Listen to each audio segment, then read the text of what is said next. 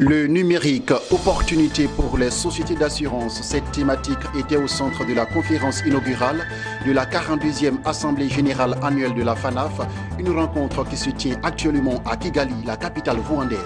Le compte-rendu, c'est pour tout à l'heure avec nos envoyés spéciaux à Kigali.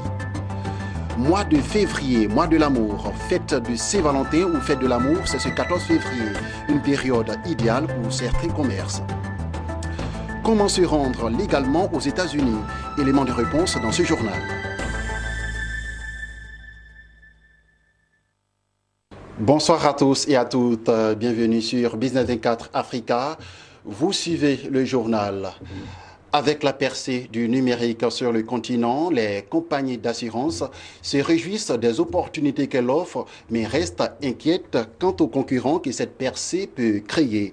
En effet, les géants de l'Internet tels que Alibaba, Facebook, Amazon ou encore Google peuvent offrir des produits d'assurance aux internautes se substituant en sociétés d'assurance. Dans un tel contexte de disruption, comment les compagnies d'assurance peuvent se servir du numérique pour se développer? Ce sujet était au centre de la conférence inaugurale de la 42e Assemblée générale annuelle de la FANAF qui se tient depuis ce lundi à Kigali, la capitale rwandaise. Le compte-rendu avec nos envoyés spéciaux à Kigali, Jean-Charles Sibaï et Soro Chelina. Attention, d'ici quelques années, les géants de l'Internet et du numérique tels que Google pourraient proposer des produits d'assurance aux internautes. C'est ainsi qu'on crie au loup à la 42e Assemblée générale de la FANAF qui se tient à Kigali au Rwanda. Je prends l'exemple de, pas forcément dans notre domaine, mais ça arrive dans notre domaine de l'assurance. Je prends le modèle de Uber que tout le monde connaît. Aujourd'hui, Uber, c'est quelqu'un, ou bien un groupe de personnes, c'est un start-up qui ont inventé une plateforme numérique qui est assise chez lui. Et à l'aide de cette plateforme numérique, quand vous avez besoin d'un taxi, vous inscrivez d'abord sur sa plateforme numérique. Et lorsque vous avez besoin d'un taxi, il vous fait venir quelqu'un, là vous êtes, et partout dans le monde entier. Et lui, il se rémunère un peu sur le fait que tu sois passé par sa plateforme pour avoir ton taxi. Donc du coup, à un moment donné, lui, il devient le maître de l'affaire. Les autres deviennent un peu ses employés. C'est ce qui va arriver à nous les assureurs lorsque il y aura à avoir des insurtech ou des fintech comme pour les banques. À un moment donné, nous serons là que de façon passive. Nous allons seulement... Ils vont prendre les risques de nous donner, mais c'est eux qui seront le maître de la situation. Nous aurons un rôle passif, eux, ils auront le rôle actif. Au cours de la conférence inaugurale, les compagnies d'assurance ont été apaisées. Elles ont été invitées à voir dans le digital une opportunité énorme à saisir. La seule parade pour l'assurance, c'est de faire en sorte qu'eux-mêmes devancent le mouvement, qu'eux-mêmes innovent et proposent aussi ces plateformes aux clients, parce qu'eux-mêmes ont une base de clientèle assez importante, et qu'ils mènent cette bataille avec les pouvoirs publics, parce que les pouvoirs publics ont besoin d'une assurance locale forte pour collecter l'épargne locale et pour financer l'émergence. Il est indispensable que l'assurance locale soit forte, et donc que les pouvoirs publics également accompagnent ces mouvements en favorisant le développement des infrastructures numériques. Mais pour cela, il faudrait que les pouvoirs publics et surtout le régulateur nous facilitent la tâche. Parce que tout le problème est là. Est-ce que si nous anticipons, nous, en tant qu'assureurs, le législateur va nous suivre? Parce qu'en général, nous avons parfois peur, quand nous voulons aller très vite, ils nous freinent par des textes. Et nous sommes investisseurs institutionnels. Et nous ne pouvons pas tout faire. Et le régulateur a un grand rôle à jouer dans cela. Nos attentes, effectivement, c'est la réglementation. Vous savez, c'est un nouveau secteur. Tout le monde est en train, je dirais, de faire mains et pieds pour trouver une bonne formule. Mais la réglementation peut freiner ou accélérer tout. Effectivement, toutes les évolutions technologiques qui modifient et complexifie l'écosystème de l'assurance, interpelle le législateur. Naturellement, c'est des mouvements qui vont très vite, c'est des évolutions qui sont très changeantes et qui font en sorte que les métiers, les diligences, la partie de l'assurance doivent être revus. Et cela, naturellement, modifie la démarche et le comportement du superviseur. Effectivement, nous sommes en train d'y réfléchir. Nous pensons que c'est un mouvement qu'il faut accompagner. Sur le sujet, le Rwanda, reconnu pour le succès de sa politique numérique, a partagé son expérience. In Rwanda, we are introducing what we call microinsurance using the phone. So anybody, like today we have mobile money using phones. So with the insurance, you can insure yourself or your products. The insurers are developing products on the telephone. So anybody can go on the telephone, you apply for an insurance product, and you pay for this product using your mobile phone. So it's easy, the issue of access, so it breaks the issue of access across the different rural areas. Autre innovation présentée aux acteurs de l'industrie de l'assurance pour assurer la population agricole des zones rurales, l'institution d'une prime à la vie qui sera payée par les sociétés de négoce aux assureurs locaux pour la protection des producteurs. Le promoteur de cette thèse ne manque pas d'arguments pour la défendre. Aujourd'hui, le producteur de cacao, il reçoit que 4% du prix de la tablette de chocolat qui a été produite.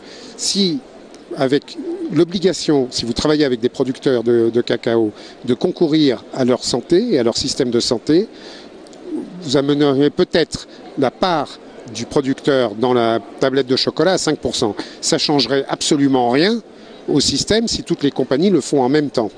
Vous allez me dire, le producteur, l'industriel du cacao, il ne sait pas faire de l'assurance santé. Oui, mais il sait assurer les bateaux qui transportent les fèves de cacao contre la tempête. Et il s'adresse au marché pour le faire. Et dans ces cas-là, ça serait exactement la même chose. Les industriels qui travaillent avec le village s'adresseraient à des opérateurs de protection sociale, publics, mutualistes ou privés. Et ça permettrait ainsi de libérer. Le deuxième aspect qui montre que c'est quelque chose de possible, c'est qu'on a fait la même chose sur le prix du carbone. En moins de 10 ans, on a réussi à établir comme une norme mondiale un prix du carbone. Et c'est quelque chose qui est aujourd'hui extrêmement accepté, et qui pourtant était beaucoup plus difficile à concevoir qu'un prix de la vie humaine. Notons que la 42e Assemblée générale annuelle de la FANAF est un forum non seulement de dialogue, mais aussi de partage de bonnes pratiques. Dans le calendrier grégorien, le 14 février est dédié à la célébration de l'amour. La Saint-Valentin est l'occasion d'offrir un présent à l'être aimé. Une session que bon nombre de personnes ne partagent pas. Cette fête reste quand même un concept marketing à partir duquel les commerces espèrent réaliser de bonnes affaires. Et c'est un reportage signé Lawani Babatunde et Marie Seri dans un commentaire de Marie-Josée Kwasi. Dans cet hypermarché à Abidjan, les affiches sont presque partout pour rappeler que c'est déjà le 14 février et c'est la Saint-Valentin. Saint-Valentin, fête dédiée à l'amour. Ces affiches proposent également des réductions pour tout article acheté.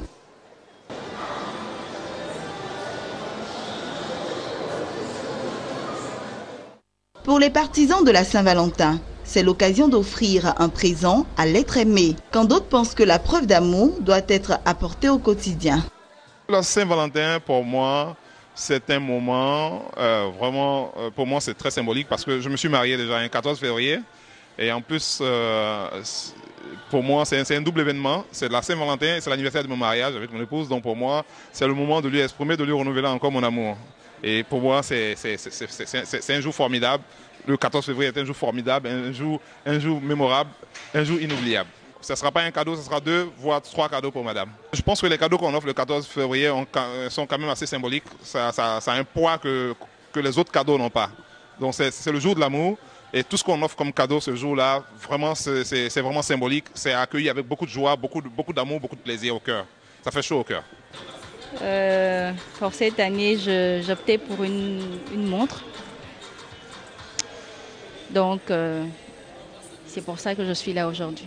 Pour moi, chaque jour est un jour pour lui prouver son amour, pas forcément par des gestes, par des cadeaux coûteux, mais par l'attention, par les petits plats qu'on fait, par le respect, par les câlins. Chaque jour pour moi est une preuve d'amour. Je n'attends rien de lui, personnellement. Il m'a dit un jour comme ça qu'en amour, il ne faut pas attendre un retour. Sinon, des fois, on est déçu quand on ne reçoit rien en retour. Donc, je le fais parce que je le veux. pas parce que j'attends quelque chose de lui. Est-ce que ça fait rêver? Je dirais, pour ceux qui ne sont pas encore mariés, oui, ça fait rêver parce que l'aboutissement de cet événement du 14 février, là, l'aboutissement, c'est le mariage. Bon, nous sommes déjà passés par là. Donc pour nous, c'est un moment de se souvenir un peu de cette date de mariage-là, les beaux moments qu'on a vécu ensemble pendant ce 14 février 2015. Je pense que pour nous, les mariés, c'est ça. C'est ça. Est-ce que ça fait rêver? Oui, ça fait revivre. Ça fait renaître le mariage. Voilà.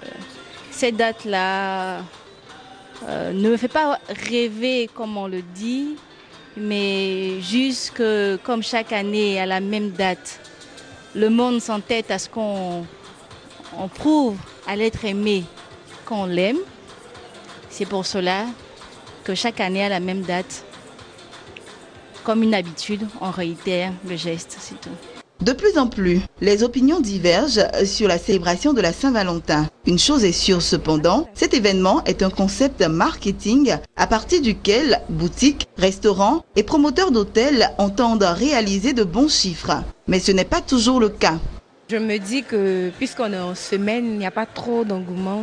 Peut-être le week-end ça a un peu bougé, mais par rapport aux années précédentes, c'est pas trop, il n'y a pas trop d'affluence. On attend demain pour voir. Il y a certaines personnes qui se démarquent. Mais juste un peu. Puisqu'on a un week-end qui vient, on se dit que ceux qui n'ont pas pu venir le week-end passé seront là ce week-end qui arrive. Donc on attend. On attend. Qu'elle soit célébrée ou pas, la Saint-Valentin reste la fête de l'amour. Pour ses partisans, le 14 février est soit une occasion de déclarer sa flamme ou confirmer son amour à l'être dont la simple évocation du nom fait battre le cœur et fait rêver.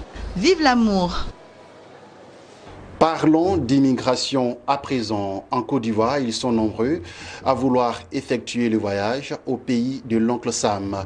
Les États-Unis sont une destination touristique de rêve, l'endroit idéal pour vivre, travailler, le meilleur lieu pour se former et faire les affaires.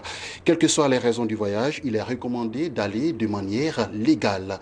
Et les conditions à remplir pour l'obtention du visa ont été instruites à Abidjan par le cabinet Ryan Conan Law Office and Legal Services.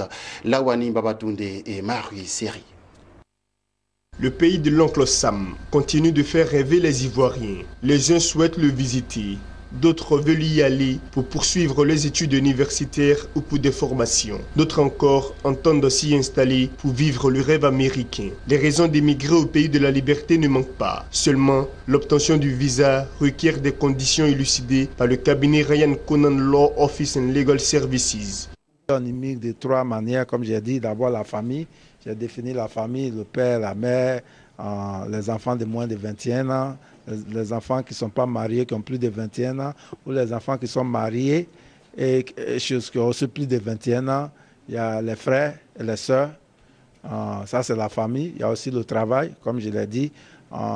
Les employeurs peuvent venir pour immigrer là-bas. Il faut avoir un employeur qui va faire une pétition devant le ministère du Travail là-bas. Si c'est approuvé, ils envoient ça en Côte d'Ivoire et la personne qui est choisie va travailler aux États-Unis et effectivement la green card après. C'est très facile d'intégrer. Dès que vous remplissez les conditions, vous pouvez intégrer. Les Américains sont accueillants, ils sont formidables. Je n'ai pas eu de problème à y intégrer, donc je ne pense pas que les Ivoiriens auraient des problèmes pour intégrer les États-Unis. Cette conférence vise également à lutter contre l'immigration clandestine face aux drames humains vécus par les jeunes Ivoiriens et Africains dans le désert du Sahara, en Libye et dans la Méditerranée, et mettre en lumière certains visas propres à chaque secteur d'activité, jusque-là ignorés du grand public ivoirien. J'ai parlé du visa E1 qui est le visa de commerce, des échanges dans le domaine de l'informatique, le transport, les vivriers et tout ça. Ce visa est plus pour les entreprises, ceux qui veulent vraiment agrandir les entreprises aux États-Unis.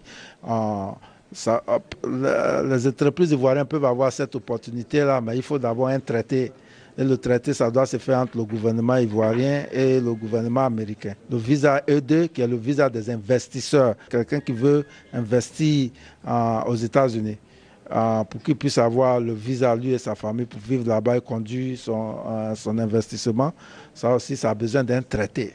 Et ce traité-là doit être signé entre la Côte d'Ivoire et l'État américain.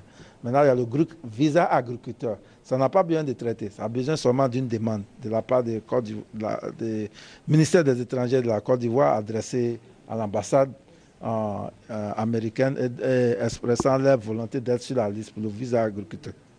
Il y a aussi le visa non agriculteur. Ça n'a pas besoin de traiter. Ça a besoin seulement d'une demande pour qu'on soit ici, afin que les sociétés américaines puissent venir chercher des travailleurs ici pour aller travailler aux États-Unis temporairement. Les États-Unis demeurent le melting pot, prêt encore à accueillir tout le monde. La bonne information peut s'avérer cependant décisive dans le processus de demande du visa pour une immigration légale. Et puis, rendons-nous maintenant au Ghana, où le pays vient d'annoncer une mise à jour de la méthode de calcul de sa production économique. En effet, le pays qui calculait son produit intérieur brut, PIB, en utilisant les prix de 2006, se servira désormais de ceux de 2013. La principale conséquence de cette option sera de refléter un PIB plus en accord avec la réalité de l'économie du pays et donc plus élevé que ce que montrent les données actuelles. Selon Assou Afram, qui dirige le département des statistiques économiques du pays, cette décision se justifie par le fait que le panier d'activités utilisé pour évaluer l'économie du Ghana a progressé en raison de la mise en place de nouvelles industries. Voilà, c'est la fin de ce temps d'information. Excellente suite des programmes sur Business 24 Africa, la chaîne de l'économie.